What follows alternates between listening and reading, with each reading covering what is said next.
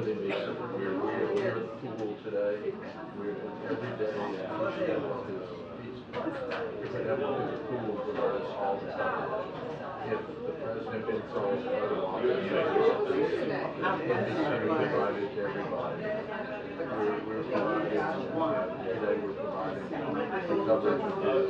We also have cameras set up on the driveway, and every neighborhood has at least one camera out of the tent. Never seen it. No, I said I'm still here. I'm still here. But I'm gonna leave probably about 1:45. No, my person. How you doing today? Was Kelly O'Donnell, but now she's like, and Peter Alexander. Really? Yeah, Peter just was on his webinar right now.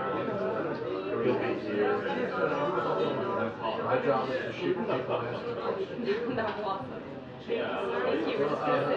hope y'all enjoy this. It's smaller than it looks. It looks bigger than it looks like. I think the station's so way smaller. Yeah, that's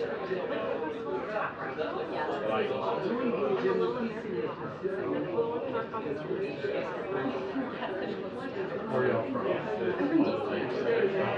I don't recognize them. Oh, okay, so who? Oh, excellent.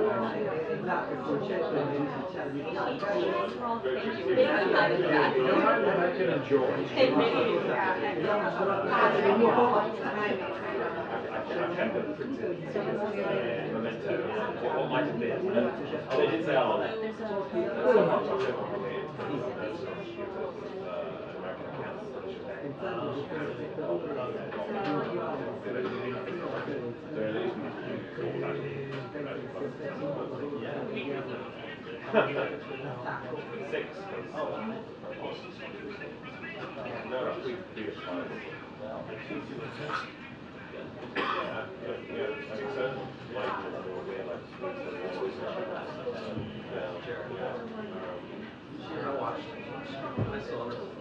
Yeah, exactly.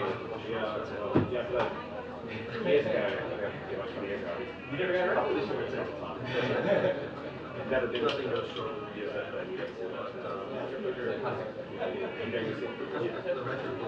the record. And yeah, wasn't outcry basically.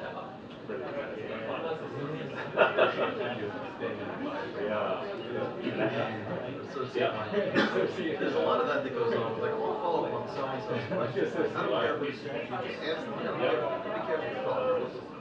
Yeah. They go like, oh, you'll be on pretend that you're not ready to get to vacation.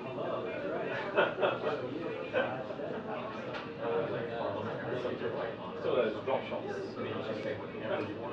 Sure. Sort of like blesses. Sort of like dropping a rammed on every day.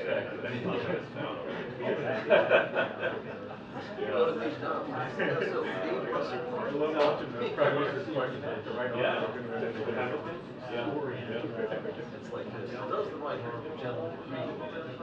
This is not a question. Right. How are you today? Are we having fun? Thanks for insight. I know. Oh, so you were just stressed, but I wanted to say hi to you. Okay. Quiet. It's true. Don't use the Q word. I know, just knocking on all the wood. Yeah.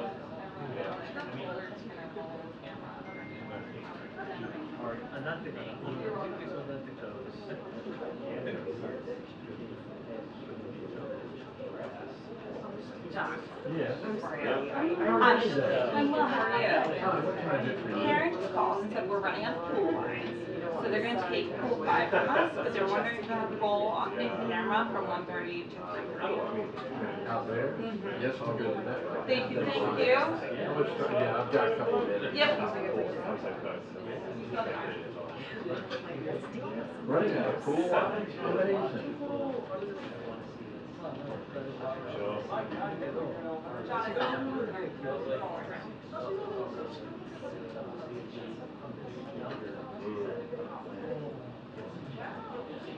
Right.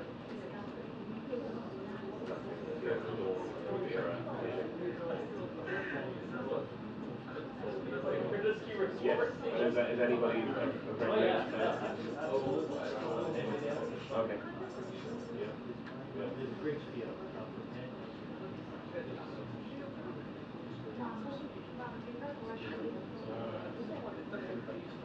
Because I know it's sort of they go back to this year, isn't it? It's sort of absorbed in other sort or something. Well, they host it on the women's side, so it's called 5:1. Right.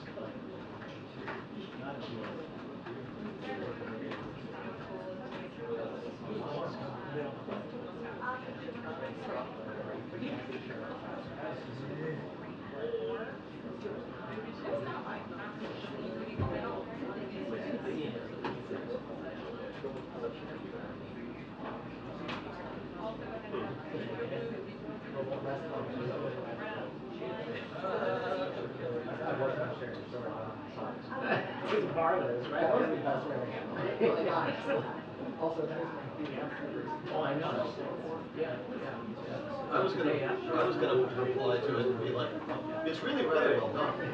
You know, So one time,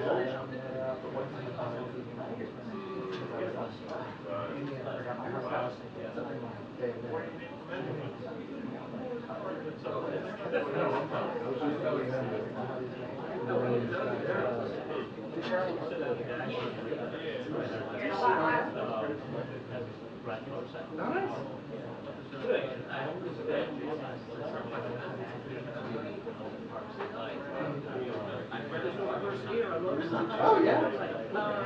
Also, this is what's really interesting. There's no reverse gear on the motorcycle, so you have to have just one down, five up, and four up. But so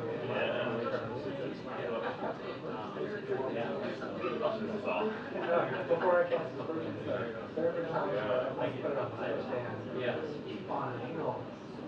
And that was really pushing forward.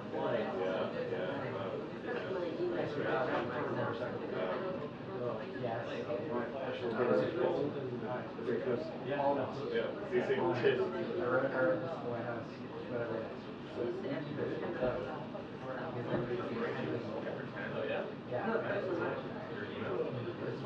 Not really. 30 miles per gallon. Or excuse me, 100 miles per gallon. 30 miles per hour. The shock. So it's from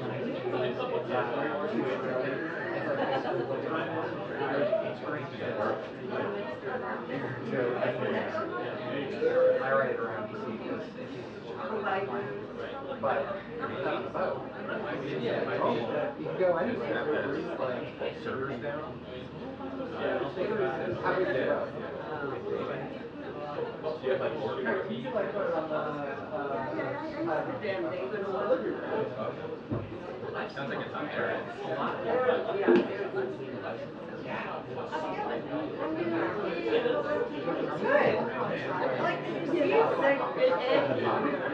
No mask on.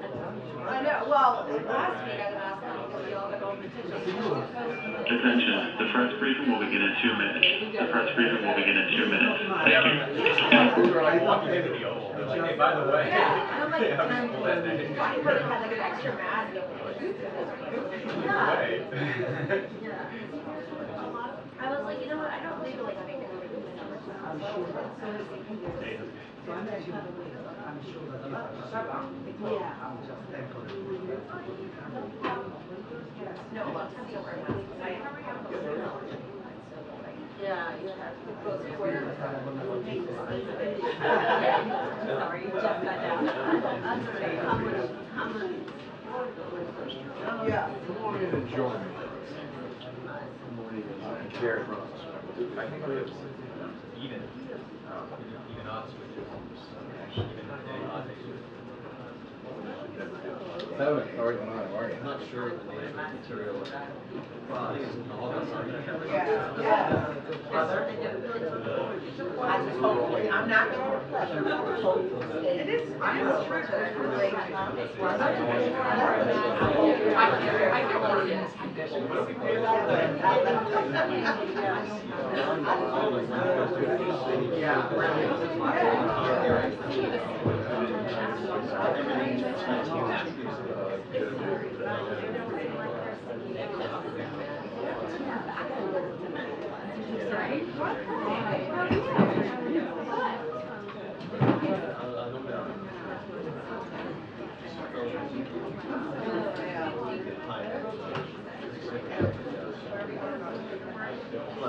Leather in place.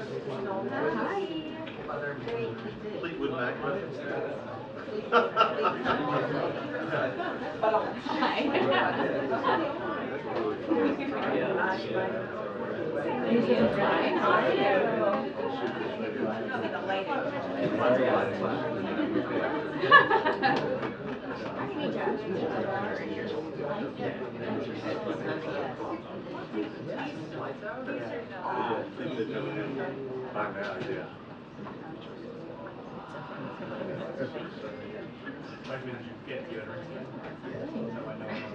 I don't know.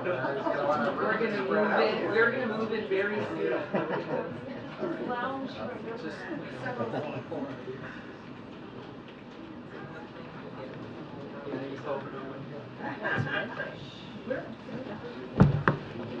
Good afternoon, everybody. Okay, a couple things at the top. So from day one, President Biden has treated climate change with the urgency it requires. Against the backdrop of extreme heat we've seen across America, tomorrow, President Biden will announce additional actions to protect communities from extreme heat conditions. This includes investments through NOAA to improve weather predictions, as well as grants through the Department of Interior to bring clean, reliable drinking water to communities across the West. At the event, the President is also going to hear from FEMA Administrator Deanne Criswell and NOAA Administrator Dr. Rick Spanrod on the steps being taken on how to protect the millions of Americans being impacted by extreme heat across the country. The mayors of Phoenix, Arizona, and San Antonio, Texas will also be on hand to talk about the impacts of the climate crisis on their communities and the steps they are taking with this administration to protect communities from it. Also today, President Biden announced his intent to nominate former Maryland Governor Martin O'Malley as Commissioner of the Social Security Administration. Since day one, the president has fought to strengthen and defend Social Security, which tens of millions of Americans have paid into and depend on for their livelihood. Governor O'Malley is a lifelong public servant who has a proven track record of delivering results for the people he serves, and who has always been a strong proponent of strengthening Social Security. President Biden extends his gratitude to the acting commissioner for her steady leadership of the Social Security Administration during this interim period. Now, I know many people have been following the news in Delaware today and we're going to have a lot of questions. And so here's what I'll say at the top before I turn it over to my colleague, the Admiral. Hunter Biden is a private citizen, and this was a personal matter for him. As we have said, the President, the First Lady, they love their son, and they support him as he continues to rebuild his life. This case was handled independently, as all of you know, by the Justice Department under the leadership of a prosecutor appointed by the former president, President Trump. So for anything further, as you know, and we've been very consistent from here, I'd refer you to the Department of Justice and to Hunter's representatives, who is his legal team, obviously, who can address any of your questions. With that, I have the Admiral here, Admiral John Kirby, who's going to take any foreign policy questions you all may have, and also give a preview of an important meeting that the President's going to have tomorrow, a bilateral meeting with the Prime Minister of Italy. And with that, Admiral. Good afternoon, everybody. So I think, as you know, tomorrow President Biden will host Prime Minister Meloni of Italy at the White House here to reaffirm a strong bipartisan relationship and partnership, quite frankly, bipartisan, bilateral relationship and partnership between our two nations. The President has been looking forward to this visit quite a bit. The United States and Italy are close NATO allies and G7 partners. We're important trade partners, and there are very strong bonds between our two peoples, as the somewhat 18 million Italian Americans, I think, can attest to. As we deal with important global challenges, including Russia's war against Ukraine and the climate crisis, the U.S.-Italy partnership and Italy's strong voice in the EU and within the NATO alliance certainly remain important. Italy hosts approximately 30,000 American service members, Defense Department employees, and of course all their family members across 5 major military bases throughout Italy, which is the second largest permanent presence in Europe, and we're certainly grateful for that. We work closely with the Prime Minister and the government of Italy on Ukraine, as well as a range of other shared interests. Tomorrow's meeting will give both leaders a chance to explore some of those shared interests, including regional challenges, our shared commitment to, as I said, Ukraine, which Italy has been a great partner on, providing both military and economic and humanitarian assistance to Ukraine. The leaders will also be able to discuss developments in North Africa, closer transatlantic coordination regarding the People's Republic of China, and we expect that they'll also discuss Italy's upcoming presidency of the G7 in 2024. Now, President Biden has met and spoken with Prime Minister Meloni a number of times since she took office last fall, including in Bali at the G20 summit, in Hiroshima at the G7 summit, certainly as recently as Vilnius at the NATO summit, and they've consulted regularly along the way with other G7 partners, again, across a range of issues. So there's a good, productive relationship here. President Biden is very much looking forward to the discussion, and of course, we'll have a full readout for you when that meeting is over. I'd be remiss if I didn't also just remind that today marks the 75th anniversary of the day that President Truman desegregated the United States military.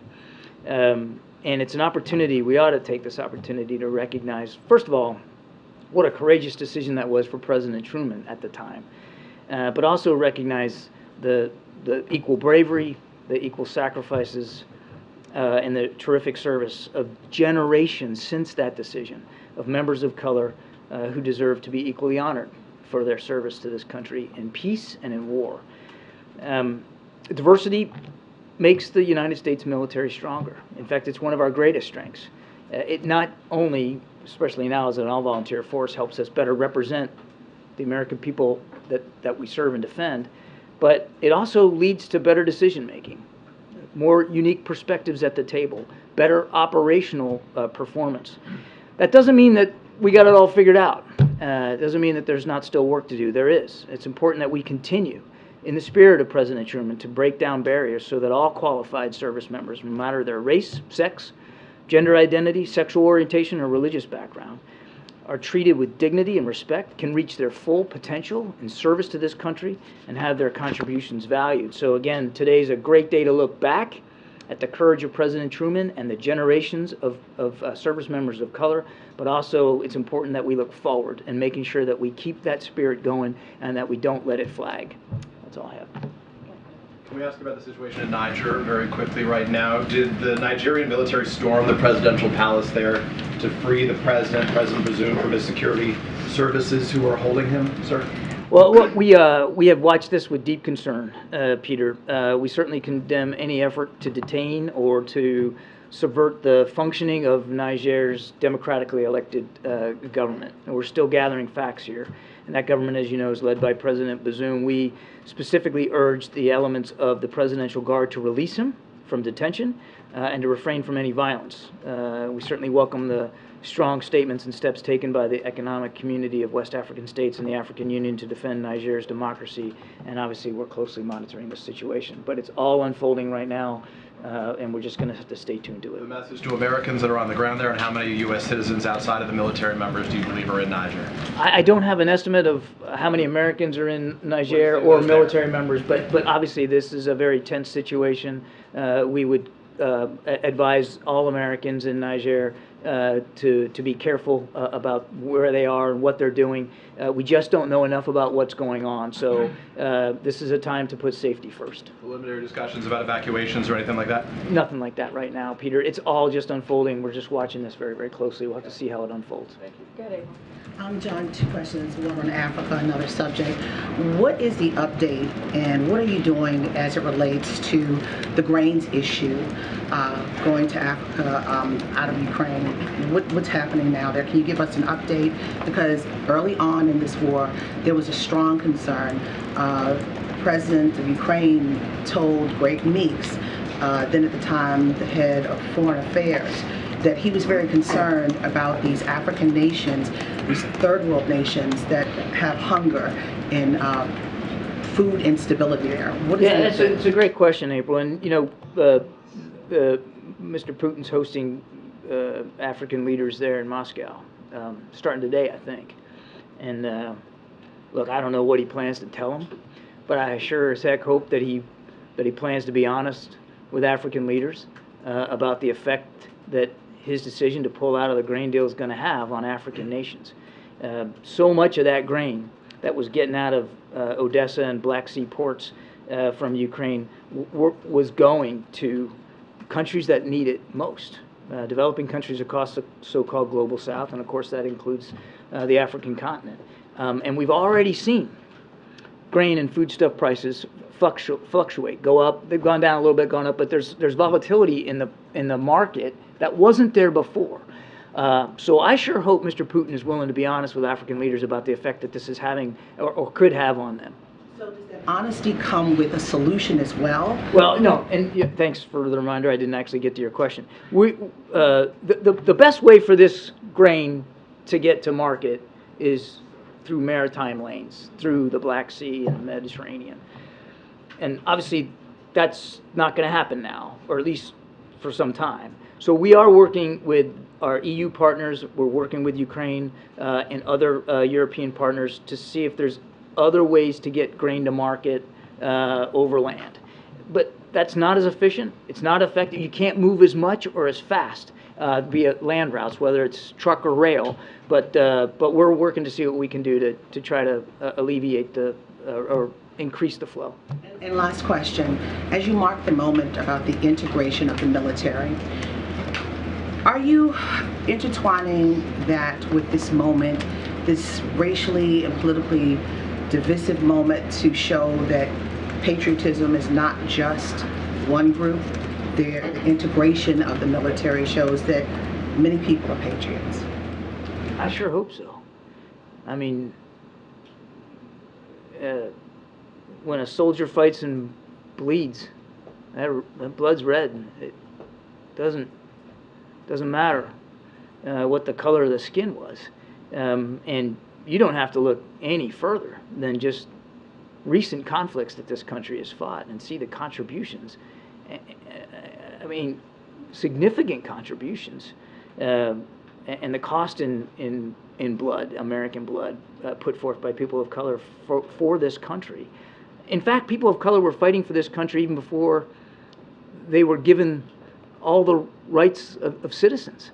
So yes, I think this is an opportunity, it must be an opportunity for us to recognize that bravery isn't divided by race or color, or creed. It's not. It doesn't matter who you worship or whether you worship at all. Bravery, skill, the courage that goes along with being a member of the United States military, and that's something that comes from the heart. And especially now with an all-volunteer force, people are, signing up to do this. They're not being told to do it.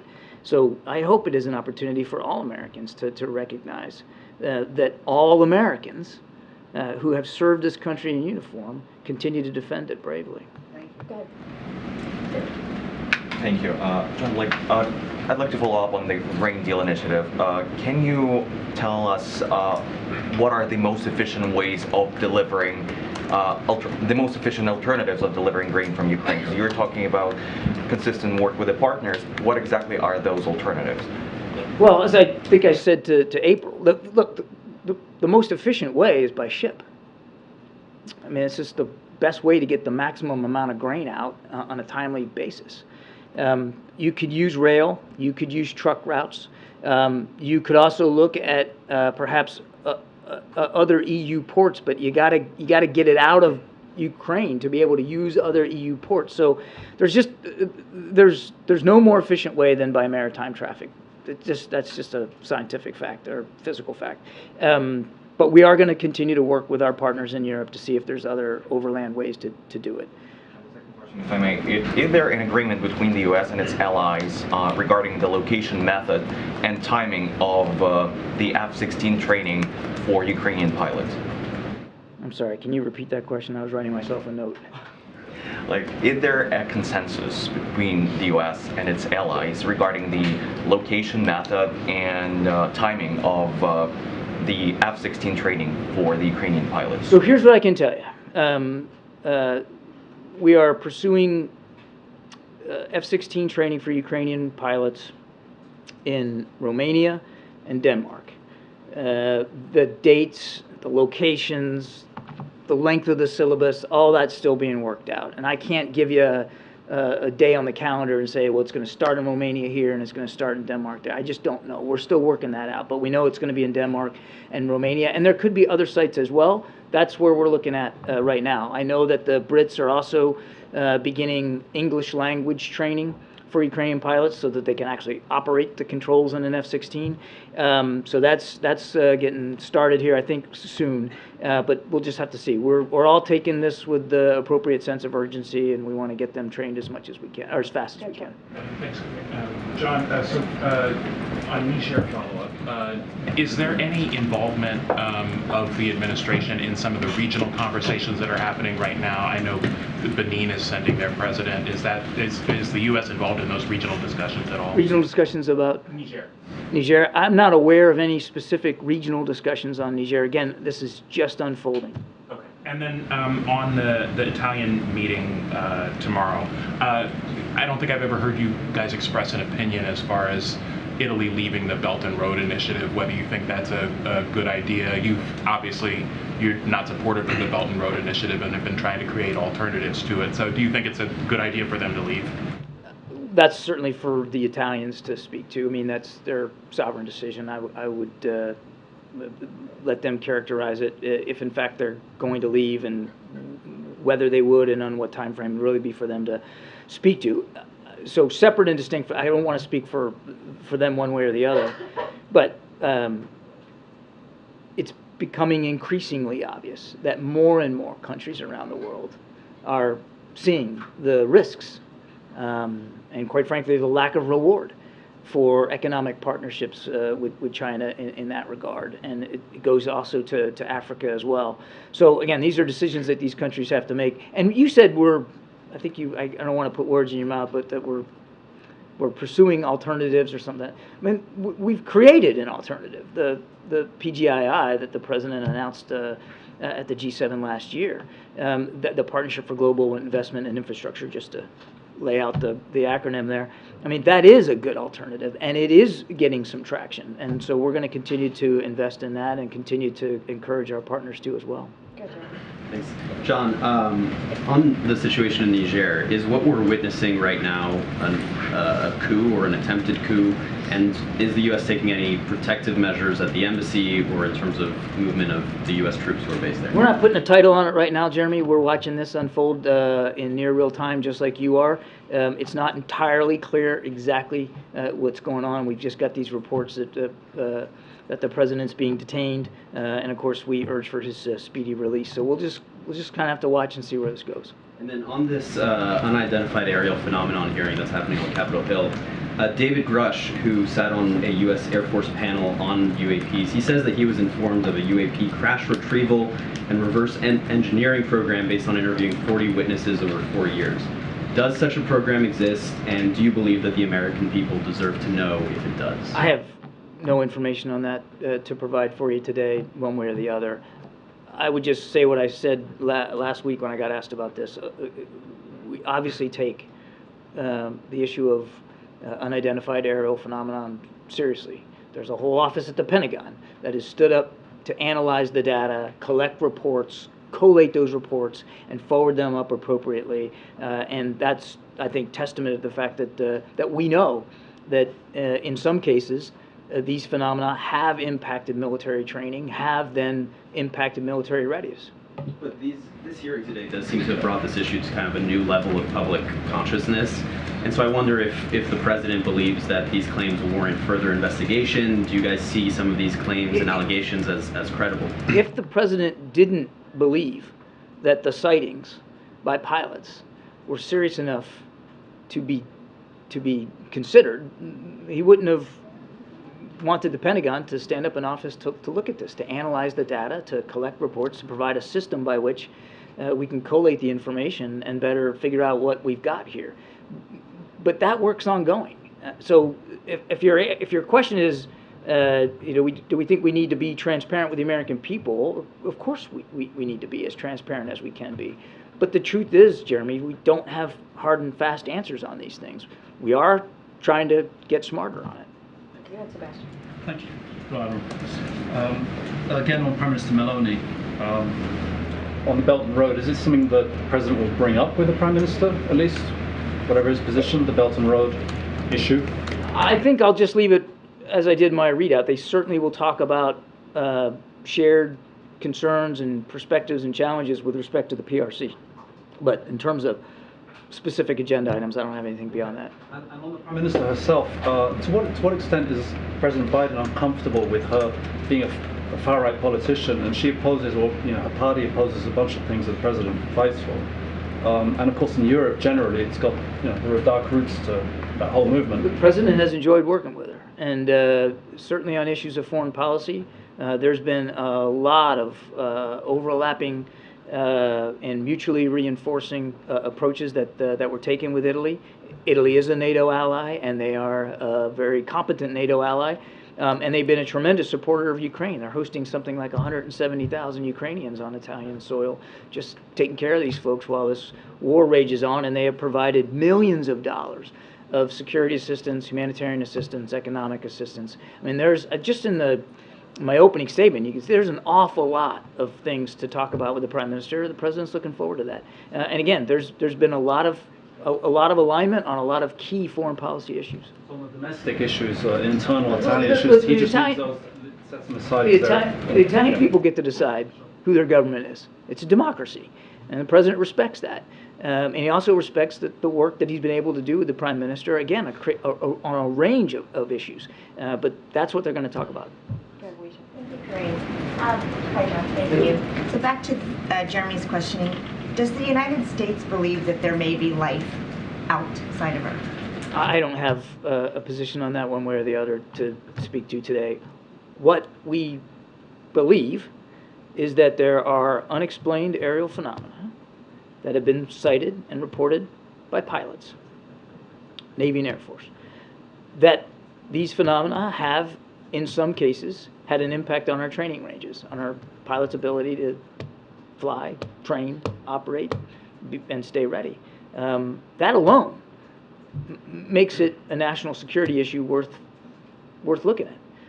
We don't know. We don't have the answers about what these phenomena are. Otherwise, I guess we'd have a catchier name for it. Unexplained, unidentified aerial phenomena doesn't exactly roll off the tongue, but it's an honest assessment of what we think about this problem set, and so we'll see where it goes. Okay, and then on Trevor Reed, has the administration on any level communicated with Russia about Trevor Reed? Since he was injured, I know of no communications with Russian officials since the reports of his injury. I asked because Secretary Blinken echoed what we heard from Karine yesterday, which is that, the administration believes that Trevor's case and what he did should be a separate case from the negotiations to bring Paul Whelan and Evan Gershkovich home. But my question is, how can the administration say that so confidently if you haven't even heard from the Russians about it? Oh, I think the Russians have heard from us plenty. No, let me finish. I think they've heard plenty from us about where we stand on Americans fighting in Ukraine. I mean, you don't have to... I mean, even the most casual observer sitting in Moscow take 2 seconds online and see how vociferously and strongly we have not only not encouraged Americans to go fight in Ukraine, but actively and energetically urged them not to. And so I won't speak for Mr. Reid. He can speak for himself and the decisions he made. But I can assure you and anybody in Moscow can look at what we've said and be equally assured that he went of his own accord. Nothing has changed. And Karine, I think, did this very well with you yesterday, talking about the risks that Americans might take if they go to Ukraine. They should not go. This is not the time for Americans to be in Ukraine. As for Americans that are being wrongfully detained in Russia, nothing's going to change from our perspective about what we're going to have to do or try to do to get them out. Evan and Paul need to come home, and we're going to continue to work at that. But nobody in Moscow should be under any illusion that Mr. Reid was in Ukraine at our urging or encouragement, or that his decision to go there should be connected in any way to what we're trying to do to get those 2 wrongfully detained Americans home. And you honestly believe that the Russians won't hold this against the U.S. as the U.S. tries to get the other 2 men out? Man, I'll tell you, if I could get inside the head of Russian officials and know what they were going to decide and do, I probably would be in a very different place. I don't know. I can't possibly begin to predict what they'll think or say. But if by some infinitesimal small degree there's anybody in Moscow that thinks that we've changed our policy about Americans fighting in Ukraine, I urge them to listen to this press conference and read everything we've been saying for the last 16 months. Now is not the time for Americans to be in Ukraine, and we had nothing to do with Mr. Reid being there. Thank you, Karine. Hi, John. I have 2 questions in Russia and North Korea and South Korea. The Russian defense minister was invited to North Korea for the 70th anniversary of Armistice Agreement. And it is known that the Russian defense minister will discuss importing weapons from North Korea. What do you think about the direct arms deal with North Korea by Russian defense minister about this, and not the Wagner groups? Can you comment on that? I certainly can't confirm the report that you just laid out there. That said, it's been no secret, and we've talked about it many times, that Mr. Putin is reaching out to other countries for help and support in fighting his war in Ukraine, and that includes, we know, some outreach to the DPRK. It's, I think, a testament of the fact that Mr. Putin knows he's having his own defense procurement problems, his own inventory problems, that his military remains on the back foot, and he's trying to shore that up. Nobody should be helping Mr. Putin kill more Ukrainians. But the fact that he's reaching out to North Korea, or could be additionally, that wouldn't come as a surprise to anybody.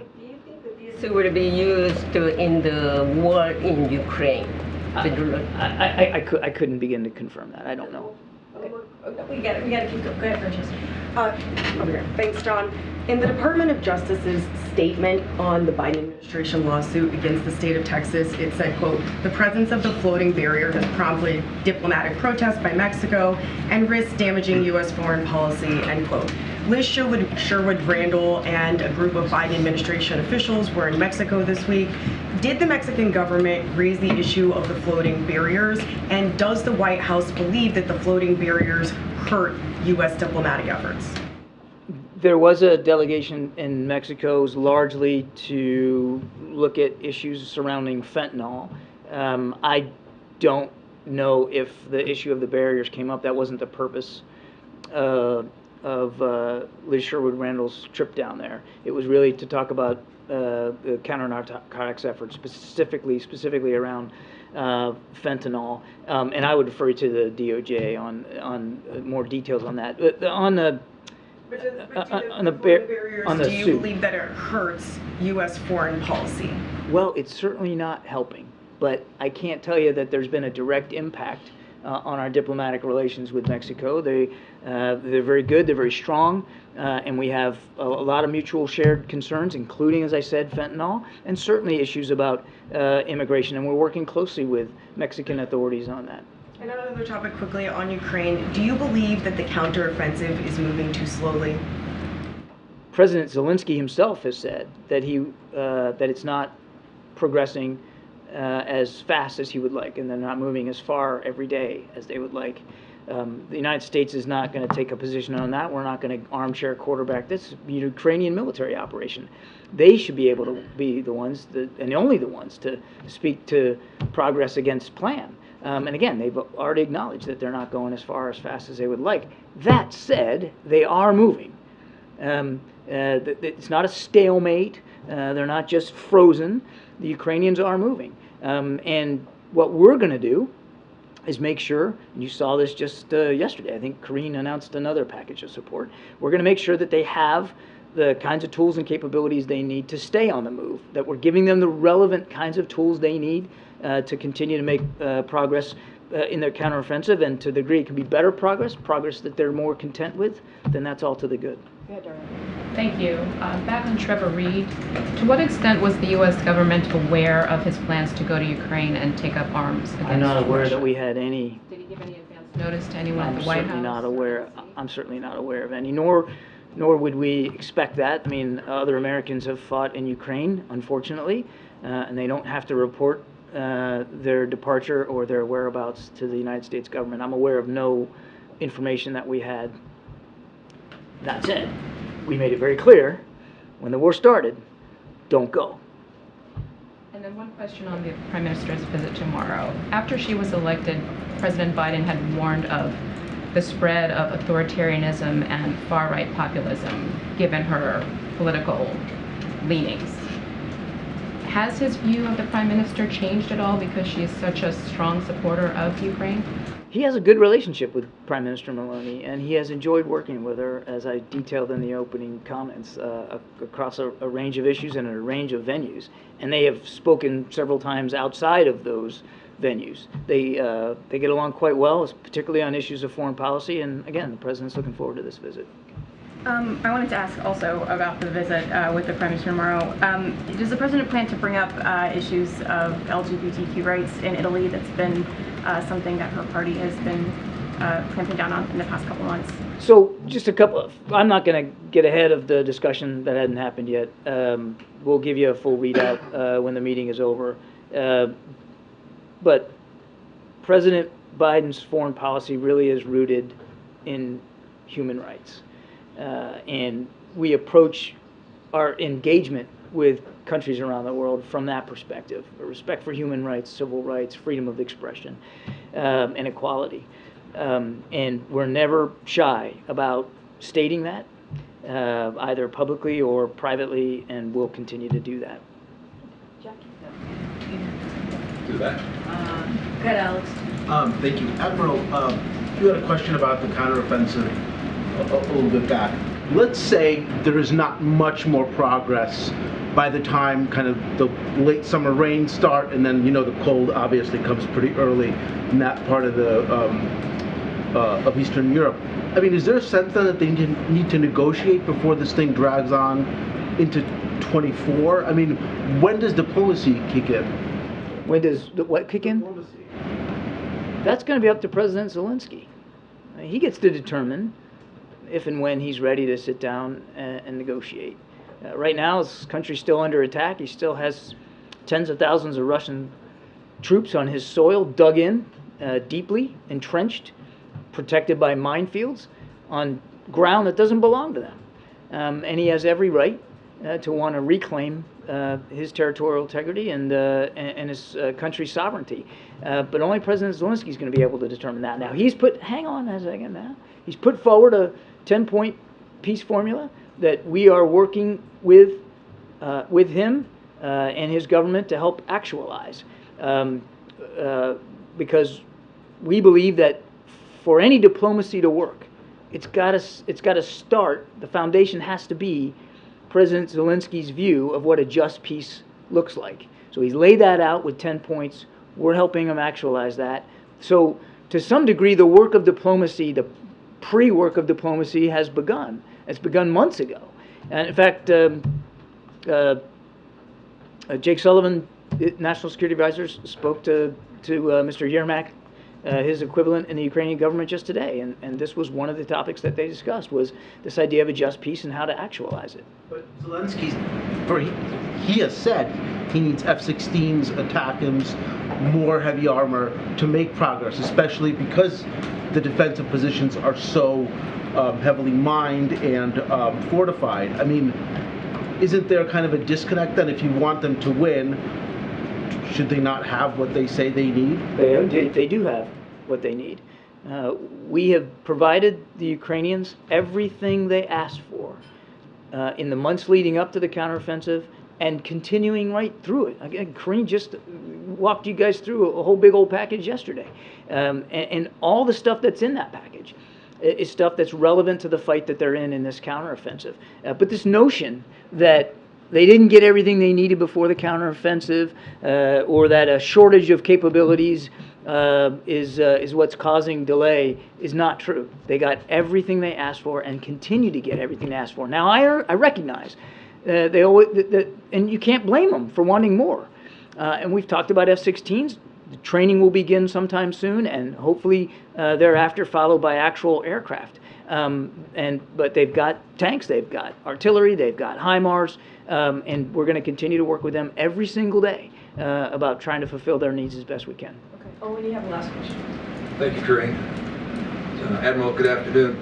Do you know if the administration has seen the images of the bombed-out Transfiguration Cathedral in Ukraine? A few days ago it happened, this big, beautiful cathedral bombed out.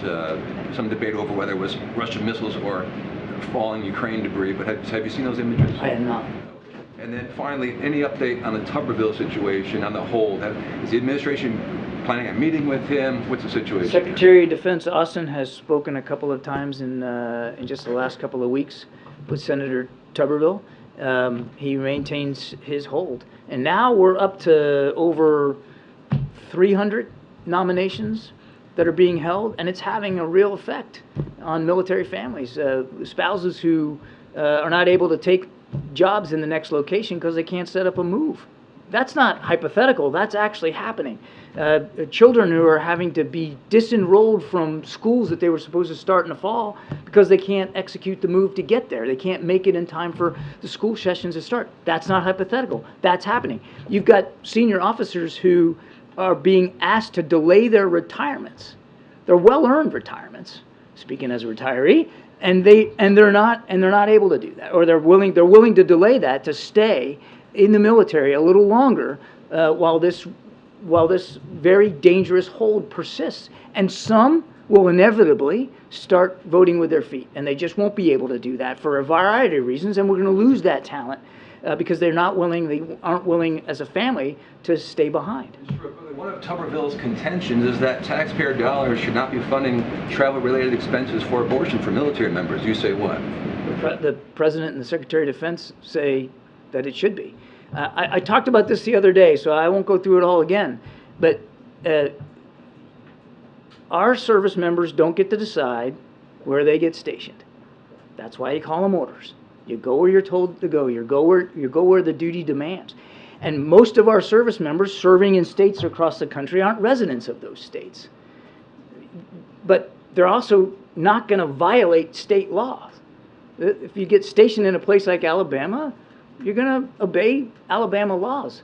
But if you're a service member and you deserve, as a service member, appropriate health care, including reproductive health care, the military has an obligation to make sure you get that health care. And for those who say that this is some sort of political issue and it's not readiness, but it's readiness. A healthy force is a ready force. And a woman service member or a woman family member has every right to expect that when they sign up to serve in the military, they're going to get the health care that they deserve. And so the military has put in place a policy, not one that Secretary Austin wanted to have to put in place, but these state laws are forcing him to put in place to allow female service members and their and women family members that need reproductive care, can't get it where they're stationed, to have the time off and some travel allowance to go take care of their own health. It's a covenant that you make with the military when you sign up, and it's a covenant that the military makes with you when you sign up. Thank you. Appreciate it. Appreciate it. Thank you. Thank you. Thank you. Okay. All right, Darlene, what you got? Thank you. Have you seen the president since Hunter Biden showed up in federal court, since the deal fell apart? Did he have any reaction that he has agreed to allow you to share with us? So I'll tell you this, and I'll repeat this as what I said at the top, which is the president loves his son. The president and the first lady love their son, and they support him as he's rebuilding his life and trying to move forward. I have not spoken to the president today. He has been busy continuing to work on behalf of the American people, as he does every day with internal meetings, and so I will leave it there. Is the White House any closer to figuring out when the president will make his promised visit to Africa this year?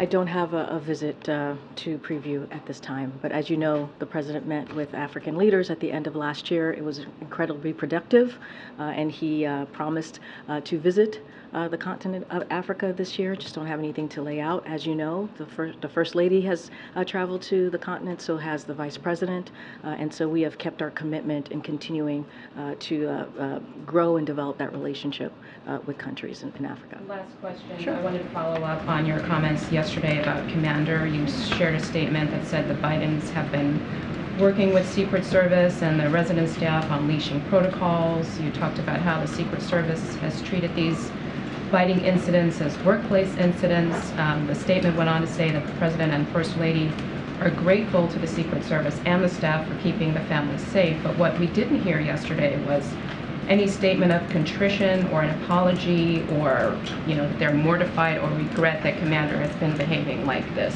So look, would you like to update the statement? Look, the statement came from my colleague that I was reiterating over at the First Lady's office. I would certainly refer you to the statement again. Look, the President and the First Lady continues to be incredibly grateful to the Secret Service and the executive resident staff. That continues to be the case. We are working through this to make the situation even better. I don't have anything else to add. As I mentioned yesterday at the top, being here on this complex, this White House complex, is incredibly unique and can be stressful situations for family pets, and we are working. We're certainly working through this particular situation with the Secret Service to make this better. Hi, Karine. Earlier this week, you said the president was never in business with his son, but can you say specifically that the president did not have discussions of any kind with Hunter about his business dealings? I appreciate the question. I've been asked this question multiple times in different variations in different ways. As you mentioned, I was asked this question multiple times on Monday. Nothing has changed. I don't have anything to add to what I stated on Monday. Can you give us a preview of the president's briefing on heat? I gave you a little bit of preview. He's going to be announcing some actions tomorrow. The extreme weather, as you all know, has been a difficult time for families and Americans across the country, especially out west. And so you're going to hear from the president about this. Let's not forget climate change. Climate change is real. That's why the president has taken some historic actions to deal with this issue, to deal with climate change, a crisis that he called when he first walked into this administration. And let's not forget, the Inflation Reduction Act is one of those laws that is giving or going to give the most resources to deal with climate change. The president is very proud of that, and you'll hear directly from him on this issue tomorrow. Thanks, Karine. Have the president and his attorneys been in touch with Hunter's legal team today, and have they been keeping tabs on the proceedings? Look, I don't have anything to share. I would refer you to, on this particular issue, I would refer you to Hunter's representative. I would refer you to the Department of Justice. I don't have anything to share beyond on what I shared at the top of this briefing. It's extremely rare in such a high-profile case for a plea deal to fall apart like this. Does the president believe that the prosecutors, the federal prosecutors in this case, have acted appropriately and competently? As you know, Jeremy, this was an independent investigation that was overseen by the Department of Justice. We've as we've been very clear, they are independent. We give them the space to do their work. We believe in the rule of law. I just don't have anything else to share on this. I would refer you to the Department of Justice. Again, this was done independently, and I would also refer you to Hunter's representatives. On Senator Tuberville and his continued hold on these military promotions, he floated a potential way to move the nominations more quickly by saying that he'd be open to limiting the debate time on each individual nominee. Does the president believe that it's time to start moving some of these military nominations individually and voting on them individually through the Senate? Look, Jeremy, I understand the question, but this is something that one senator is holding up. One senator, one Republican senator. And it shouldn't be done this way. It shouldn't be done this way. I think the Admiral did a really good job laying out what this means for our military families, our military service members. They don't deserve to be treated this way. When we talk about this particular legislation, not just the legislation, but as we move forward with these types of nominations, they should be done in a bipartisan way. And so it's unfortunate that this Senator Tuberville, is treating this as a political stunt, he has to answer to military families, and he has to answer to military members who do everything that they can to protect us. And he's putting them in harm's way. And so I get the question, but this is truly on Senator Tuberville here. Does there ever come a point, though, where, especially as the chairman of the Joint Chiefs of Staff is set to retire, you need to fill that position where it's maybe worth, especially for the most senior positions that really put national security at risk, to start moving some of these individuals? Jerry, we shouldn't be in this situation. I get it. I hear what you're saying, but we should not be in this situation. Senator Tuberville should not be putting our military in this situation, not be using political ploys or political stunts to put our military in this situation, to put not just the military, but our national security for Americans across this country. And so I get it. I get that there are potential other pathways to get there, but we shouldn't be here. We just should not be here. And what he is doing is dangerous, and it's insulting. Okay, Risha. Thanks, Karine. President Biden has spent most of his political career working on gun laws, on gun reform.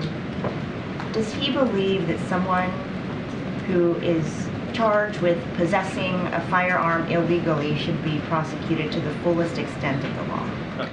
So here I'm going to be, I think I know where this question is going, and I'm just going to continue to say, as it relates to the case that we're seeing in Delaware, I'm just going to not speak to that.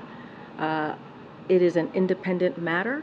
This is up for the Department of Justice. Even with the question that you're asking me, it's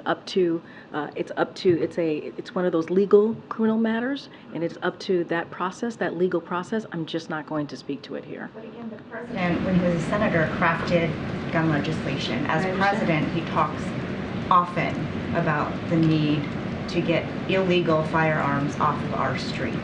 So when someone possesses one illegally, what does the president believe should happen to them? The president has been very clear. You just laid out where his position has been, what his policies have been, what he was able to pass into law. I'm going to be very mindful here. I'm going to be very careful because I see where this question is going, and I'm just going to refer you, as this has been an independent investigation. It's overseen by the Department of Justice. I'm going to let them speak to this as they are moving forward. Thank you, Karine. Thanks, Karine. The president has nothing on his schedule today other than his daily presidential briefings. So can you share with us what he's up to, who he's speaking with? Yes, absolutely. So the president participated in an interview with Jay Shetty, who you all may know, to discuss the administration's effort to tackle the mental health crisis that affects millions of Americans. As you know, the president just yesterday announced a new rule to make sure that mental health is dealt with in parity, or that mental health is indeed health. You heard him say that directly yesterday.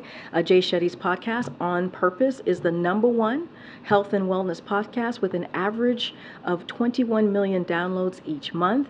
So just so that you all have this, the interview will post on Monday, and he of course has internal meetings. He's had that throughout the day, and later today he's going to be delivering a toast at a gathering to just say goodbye and thank you to Louisa Terrell. As you all know, she will be leaving her position as the director of OLA, and so we will all be toasting her later today. And then can you give us an update when it comes to East Palestine? The president has said that he would go.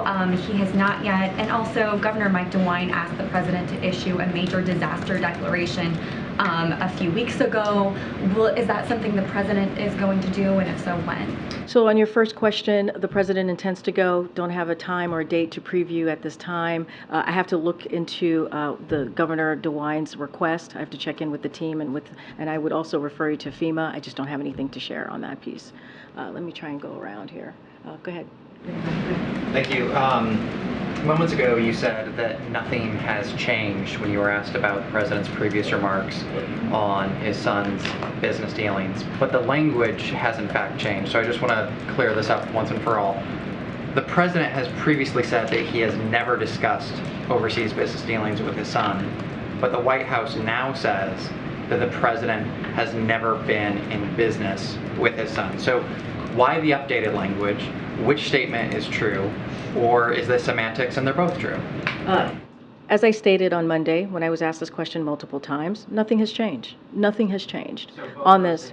Nothing has changed on this. And so could ask me a million different ways on this question. Nothing has changed.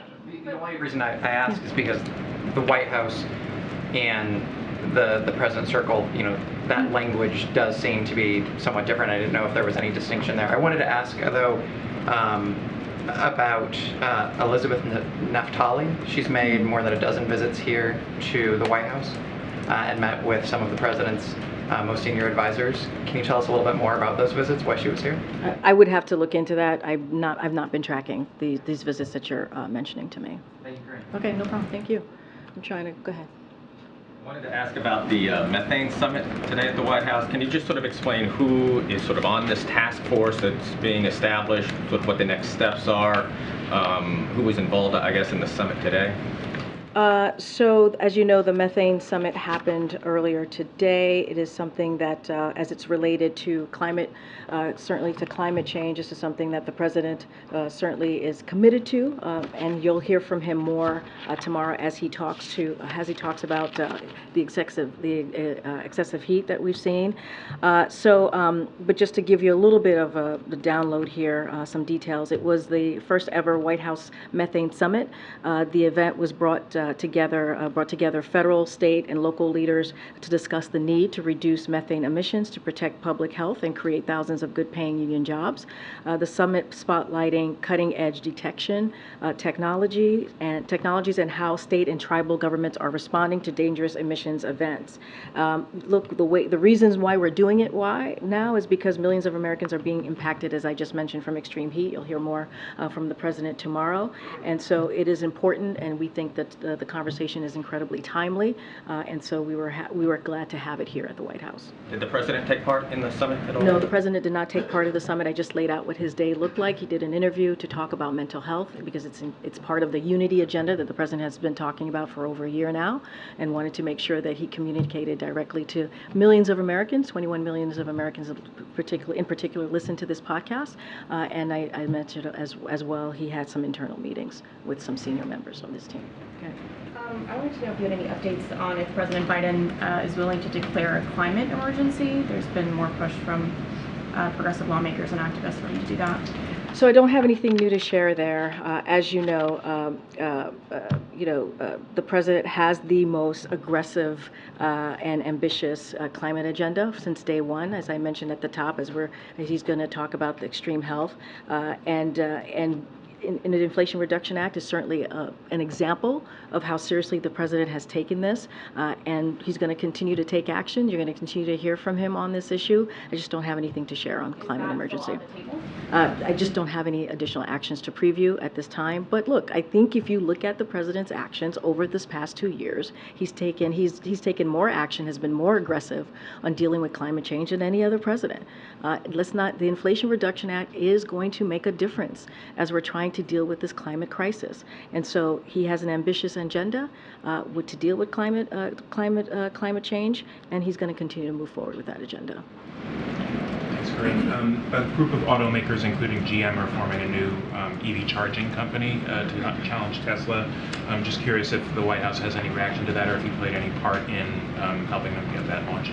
Are you talking about the 7 companies that are? Yeah. So look, and you've heard me and others talk about this. That's Bionomics. Bionomics is working and is in action, and because of this president's policies, you have these 7 major automakers coming together to install, I think, 30,000 high-powered EV charging stations, and that's progress. That's going to help middle-class families. The president's Investing in America agenda. This is part of that. This is part of Bionomics, as you hear us talk about. It's creating new union jobs for installation and maintenance. So this is an important step forward as we talk about how to deal with this climate crisis. Any antitrust concerns about multiple companies working together in that fashion? Look, I don't have any concerns to lay out for you today, but we think this is an important step forward as we're dealing with this issue, as we're also talking about creating jobs, as we're building the economy. Again, this is Bionomics in action.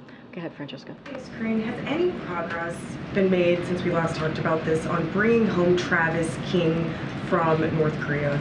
I don't have anything new to share than what I shared yesterday during the briefing. Look, as you know, we have the UN, we have the DOD, we have the State Department us here as well at the White House are all engaging together on this. Just don't have any more information to share. We are still trying to gather all the facts on this, and our concern is the well-being of the private. I just don't have anything further to share on this. And the Federal Reserve has just announced an interest rate hike by a quarter point, which brings it to the highest level in 22 years. Does the White House have comment on that? As you know, we see the Federal Reserve as being independent. We give them the space to make sure that they are able to make monetary decision. It is up to them to make that decision. I'm just not going to comment about the decision today. Okay. Regarding the federal judge in California blocking the administration's asylum rules, as of right now, what is the backup plan should this ruling not be stayed by the Ninth Circuit of the Supreme Court? So look, right now, the way that we see the ruling is nothing has changed. We think that they made a mistake, but nothing has changed. We continue to move forward with our plan.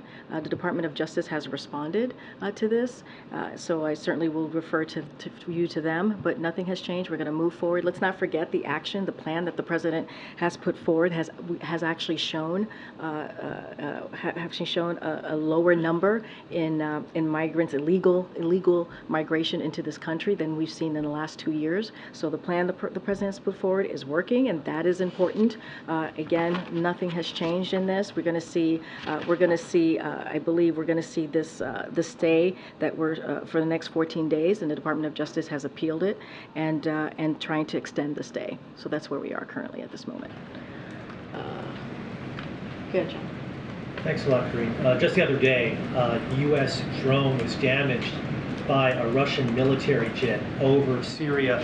How does the U.S. classify that particular incident? Has there been any outreach by U.S. officials to their Russian counterparts about this, about rules of engagement going forward? So a couple of things. We've seen the reports, the early reports of a second Russian fighter aircraft this week flying dangerously close to our drone on a defeat ISIS mission.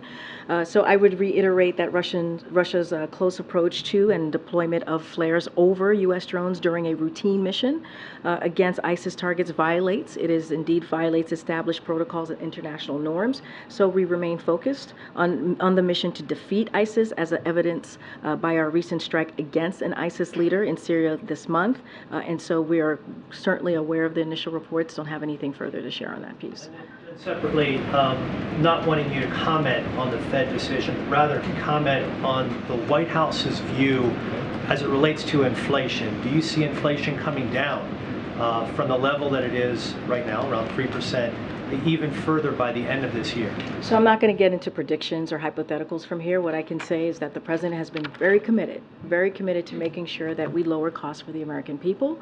We have seen from other data points, as you know, that we've seen inflation come down by 2/3 in the past 12 months. That's important. And a lot of that is because of the President's economic policies. And not just that, we've seen wages go up. We see inflation easing.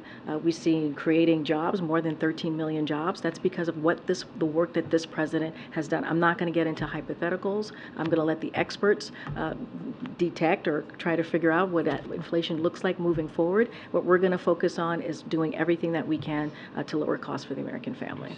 You see inflation easing in the response that you just gave. Is that based upon a forecast coming from the president's economic advisors? That's based on the facts. That's based on the data that we have seen. CPI, PPI, all the data that we've seen the past couple of months. That's where we're getting that, 2/3. That's important. Inflation has fallen for 12 months in a row. 12 months in a row. And that's because of the work that this administration has done. And so, look, I'm not going to get, again, into forecast here. That is something for the experts to do. But I can speak to the work that this president has done and will continue to do. When it comes to his economic plan, the number one thing that he talks about is lowering costs for the American people. And he'll continue to do that. Thanks. See you tomorrow, guys.